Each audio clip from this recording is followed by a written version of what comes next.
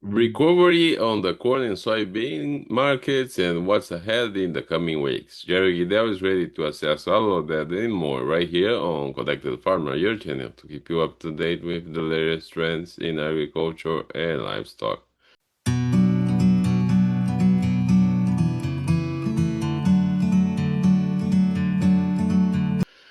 So, Jerry, on Friday, we have seen a rally for both corn and soybeans. What do you think is the reason for that after we had some numbers on the prior week, but we didn't have a lot of news that would impact it on the short term?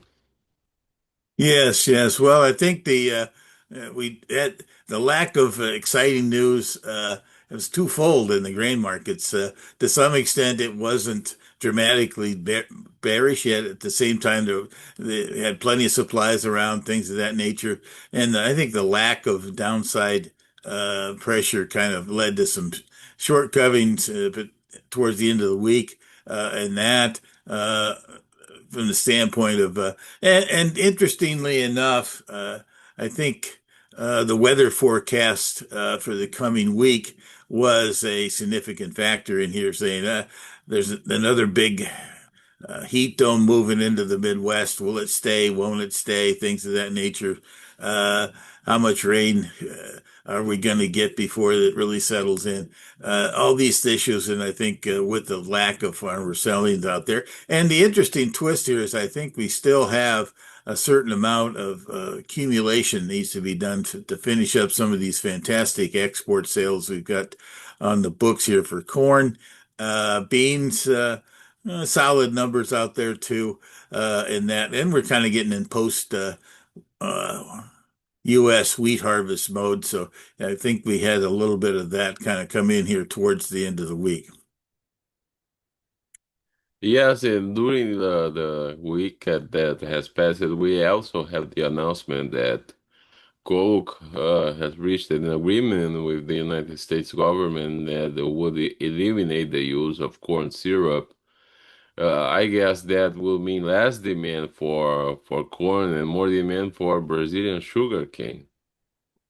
Oh, I think that's an idea, but I think Coke kind of talked around the subject in that on Friday, but I don't think they've raised their hand that they planned on switching over to cane sugar just yet. The biggest issue is that the access to cane sugar in the U.S.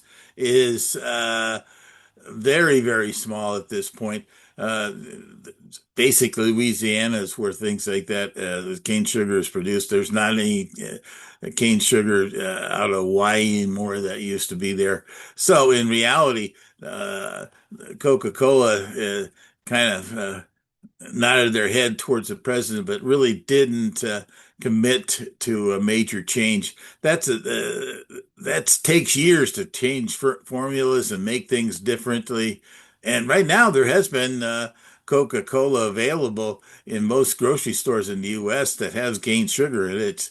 You want to say it's a Mexican version that sits on some of those shelves, uh, and that it's been available. And so I don't know that there's going to be a big switch there on it because, interestingly enough, somebody estimated that 400 million bushels of corn is utilized for high fructose corn syrup, and that would be pretty significant in our domestic demand, which is about 1.4 billion bushels. So, uh, and then we end up when you're talking about ethanol as a demand, that's 5.5. So there you go. 400 million bushels is a significant in one way, but pretty minuscule otherwise. So right now, at least, it'd be like some of the many things that come up from Washington, D.C. They kind of die after a little bit of a fracas.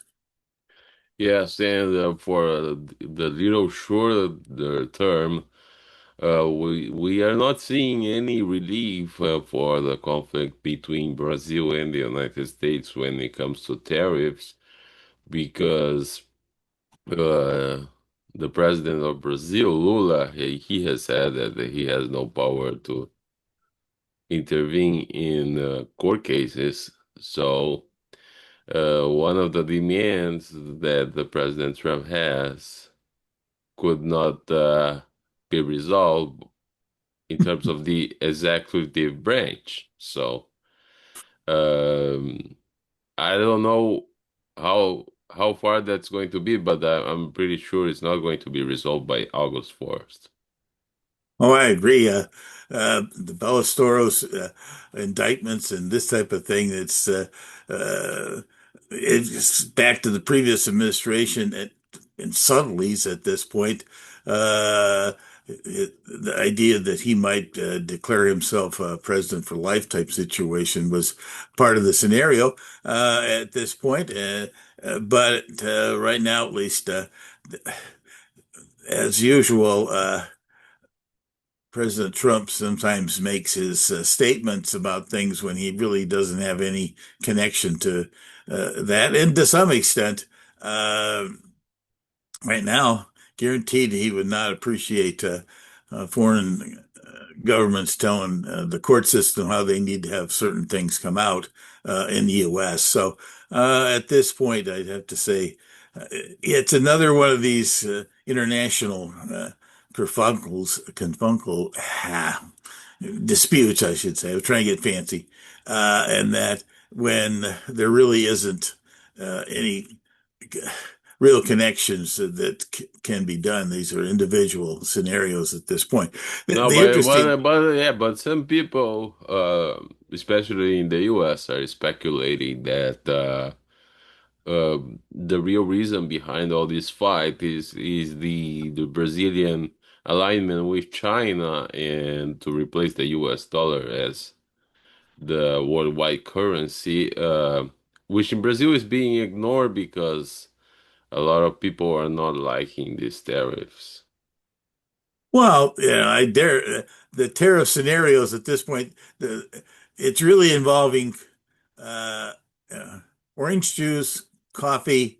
There is the scenario of the twist of all these things is typical of Trump from the standpoint that both of those right now are highly uh, expensive. We get our coffee from Brazil. We get our orange juice that has 90% of the bottles on the shelf in that. So he doesn't, he makes statements and does things. And I can understand the frustration of Brazil, but at the same time, uh, right now, at least, I have to say that unfortunately it's going to be the U.S. consumer that's going to end up paying the freight here because we're not going to stop drinking orange juice or drinking coffee. So I, when this this fracas got going the end of this last week, I decided that I just as well own some coffee cups myself and not end up waiting around to see what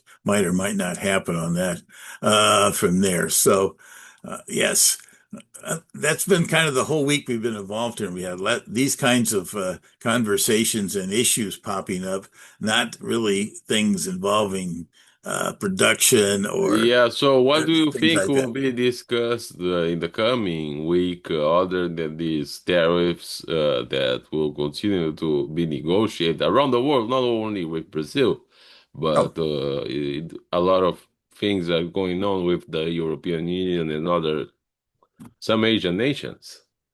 exactly. Yeah, the EU is in discussion. He went ahead and put 30% tariffs on the EU, and also, I thought we had a basic tariff going with Canada, but he says now it's 30%. I don't know, maybe it's 20, maybe it's just this 25% that was on something else. We still have the biggest problem in this whole thing when it comes to these tariffs is involving the manufacturing and the importation of Christmas trees to cars is the biggest problem in here. I think from the standpoint of agricultural tariffs, I think and agricultural things that could get switched around, but that's still a major factor out there.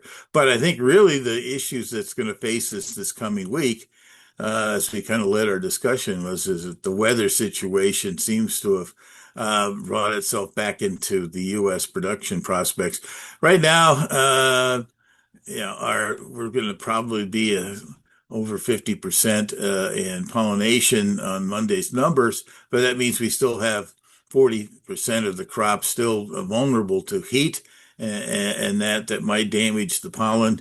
We did have one issue that popped up this late this last week was the fact that a certain band of time in both when planes were planted, like 3 or 4 days back in May, it seems like that the uh, the tassel had issues of being able to come out of the corn. It's called the whirl, and that. And so we had some places in Illinois, places in Iowa, parts in Indiana.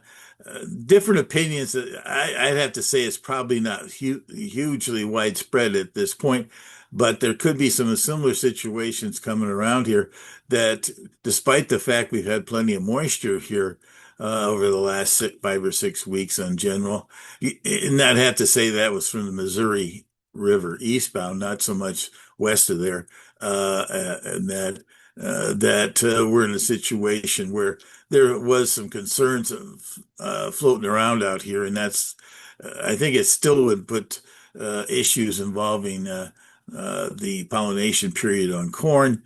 Well, Beans and are not and really there. other than the tar spots, we have seen increasing reports of dryness in the western side of the corn belt.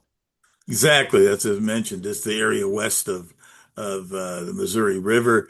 You have the Dakotas, parts of Minnesota, Kansas. The eastern third of Nebraska has had some pretty good rains, but in general, things that's a part of the Midwest that or Central Plains that just has a tendency of not having as much moisture. So it definitely has some issues. And the surprise factor in here too is that parts of Indiana and Ohio uh, this year have not seen the development. The crop conditions in those two states have not been as strong as they have been in Illinois and Iowa, primarily because the crop didn't get planted as soon as it could have normally.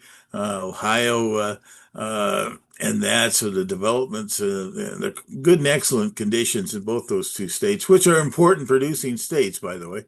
And that usually that's where you get a chance to have some 190 to 200 bushel yields. Aren't looking that spiffy right now.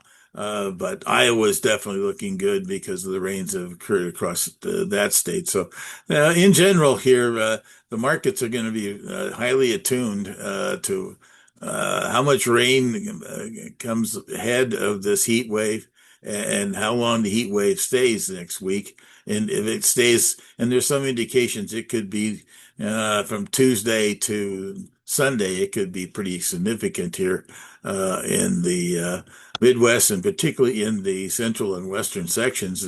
I think that, do I think that East corn's going to be going all the way to above 450? No, I don't sense that.